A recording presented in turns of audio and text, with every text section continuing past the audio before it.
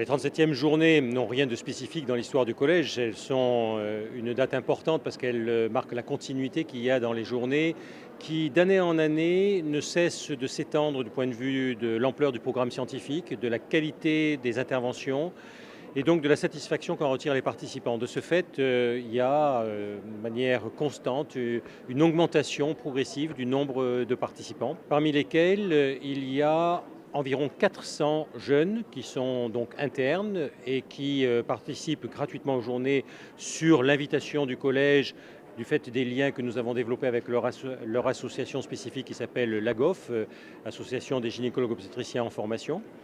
Et donc 400 jeunes, mais aussi 2400 médecins, gynécologues obstétriciens, quel que soit leur mode d'exercice, salariés, libéral, exerçant de manière globale la discipline ou plus spécifiquement un domaine particulier. Vous recevez la ministre des Droits des Femmes, Madame Najat Vallaud-Belkacem.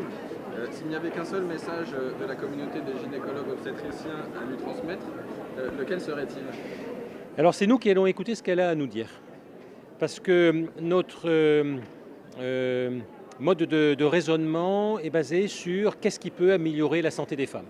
Et bien sûr, on exerce notre logiciel professionnel de gynécologue et d'obstétricien pour répondre aux questions qui se posent de façon à ce que constamment on cherche à améliorer la santé des femmes et puis bien sûr la qualité de la naissance.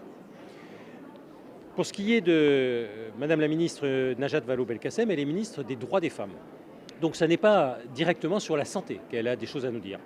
Mais par contre, et on l'a entendu tout au long de cette année notamment, où elle a pris un certain nombre de décisions concernant la prostitution, concernant les violences faites aux femmes, concernant aussi l'accès à l'IVG. Il y a un certain nombre de sujets qui sont à la limite entre le droit des femmes au sens général et puis des conséquences sur la santé. Donc c'est pour cela qu'il était important que l'on ait une conférence spéciale qui nous soit faite par Madame la ministre de façon à ce qu'on puisse converger vers cet objectif commun qui est pour nous en tout cas la santé des femmes.